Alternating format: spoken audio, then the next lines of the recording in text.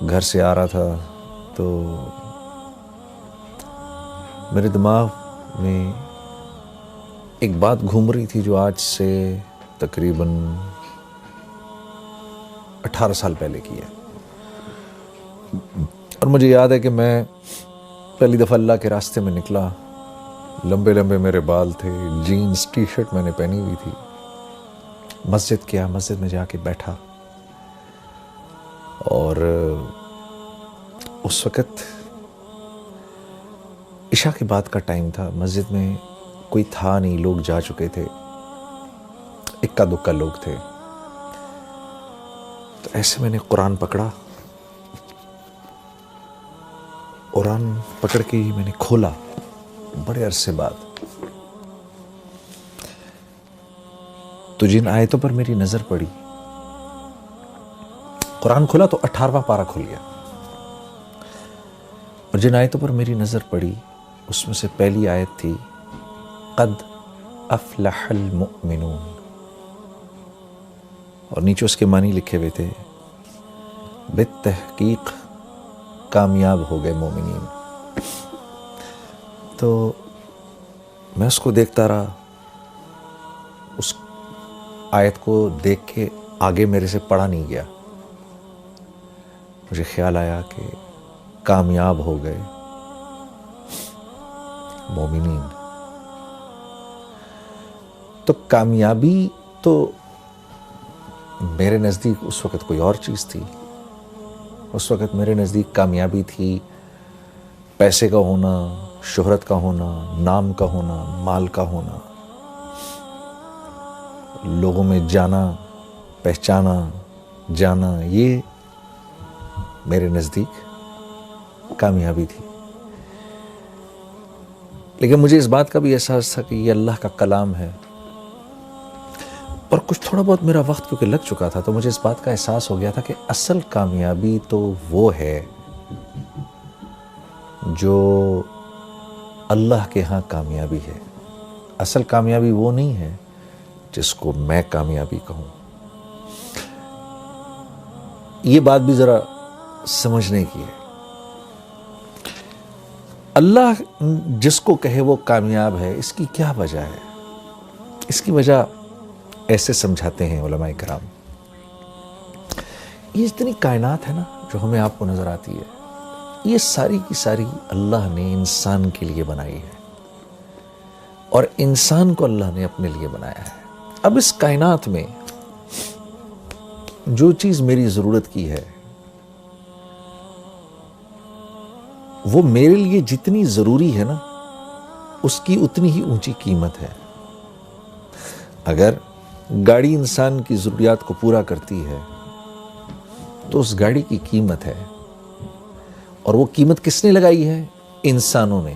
کیوں؟ کیونکہ گاڑی انسان کی ضروریات کو پورا کرنے کے لیے ہے. انسان گاڑی کے لیے نہیں بنایا گیا, گاڑی انسان کے لیے بنائی گئی ہے. تو یہ گاڑی جب تک اس کی ضروریات کو پورا کر رہی ہے اس وقت تک اس کی قیمت ہے. جس دن یہ انسان کی ضروریات کو پورا کرنا بند کر دے گی اور اس کی جگہ کوئی اور چیز اس سے بہتر ضرورت پورا کرے گی تو یہ سڑک پہ چلنے والی تمام گاڑیاں لوہے کے بھاؤ بکیں گی, یہ اپنی قیمت چھوڑ دیں گی. کیوں؟ اب انسان کے ہیں ان کی کوئی قیمت نہیں. تو یہ جتنی کائنات ہے اس کی ہر چیز کو اللہ نے انسان کے لیے بنایا ہے. پھل, سبزیاں, یہ بہتے جھرنے, یہ دریا, یہ ہوائیں, یہ بدلتے موسم, یہ سب انسان کے لیے ہیں, اس کو سکھ پہنچانے کے لیے ہیں.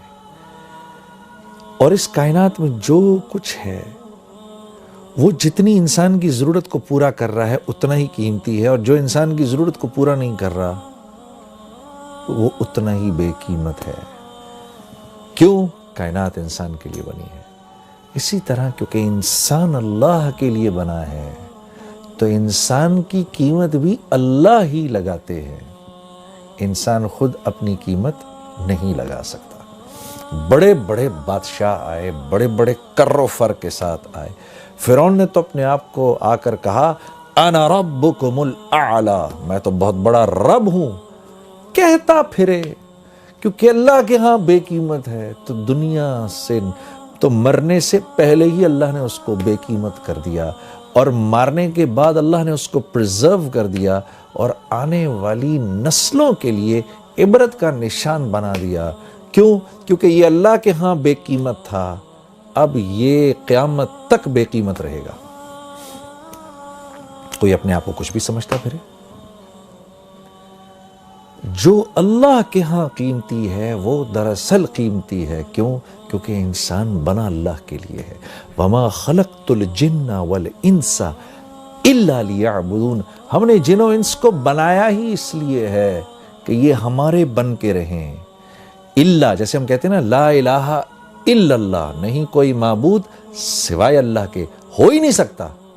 بالکل اسی طریقے سے نہیں بنایا ہم نے جن و انس کو سوائے اس کے لیعبدون، کہ میری عبادت کریں، میرے بن کے رہیں۔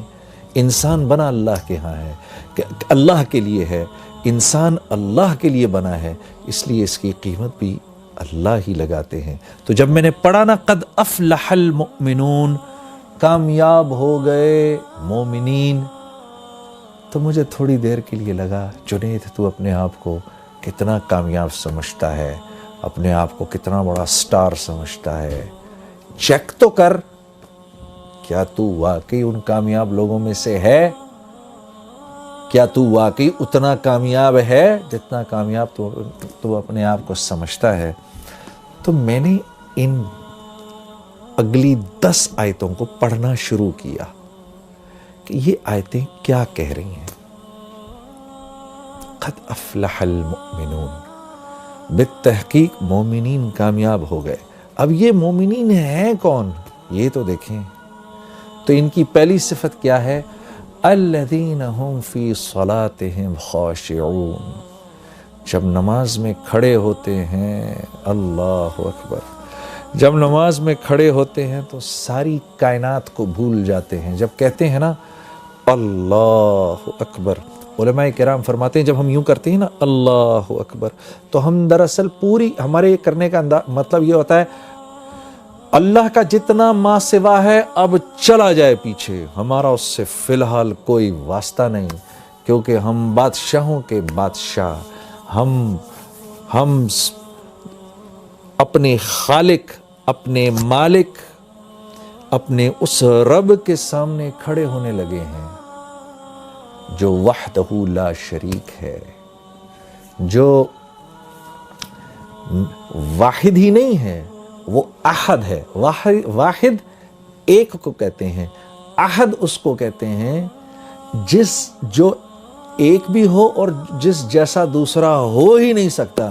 اس لیے اللہ رب العزت نے ہمارے نبی صلی اللہ علیہ وسلم سے فرمایا، میرے نبی یہ آپ سے پوچھتے ہیں آپ کا رب کیا ہے، کون ہے؟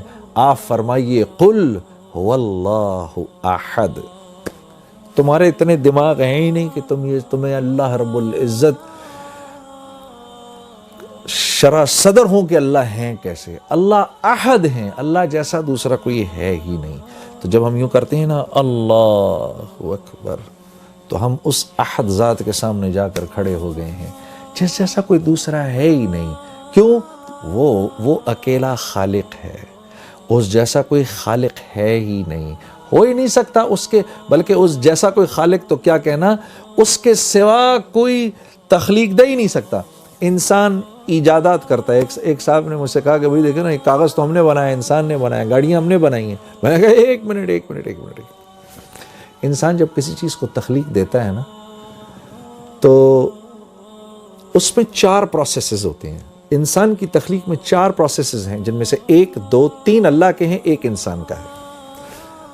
اللہ کے 3 پروسیسز کیا ہیں؟ جو چیز انسان نے تخلیق کی ہے اس کے انگریڈینٹس کا بنانے والا ایک اکیلا اللہ ہے۔ پہلی بات یہ۔ دوسری بات یہ، ان انگریڈینٹس کی جو کوالٹیز اور جو پراپرٹیز ہیں، ان میں پانی کا پیاس بجھانا، لوہے کا سخت ہونا، لکڑی کا ہونا،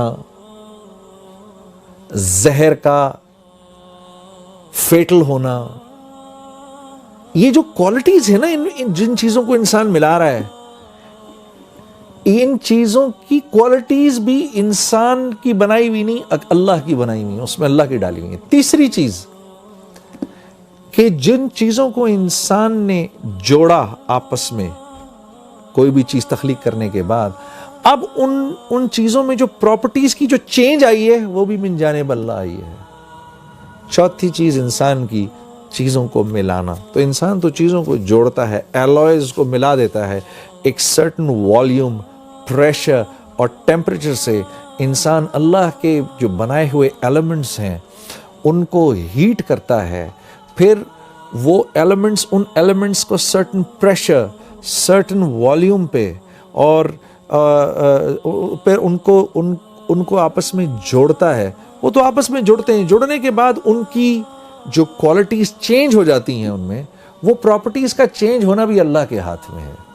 تو انسان خالق نہیں ہے، اللہ کے آگے، اللہ کے سوا کوئی چیز، کوئی تخلیق کر نہیں سکتا۔ تو جب اتنے بڑے رب کے سامنے میں کھڑا ہوا ہوں، میرا دماغ ادھر ادھر جائے، اللہ فرماتے ہیں جو کامیاب لوگ ہیں، جب وہ میرے سامنے کھڑے ہوتے ہیں، successful people, when they stand in front of me, they forget everything around them.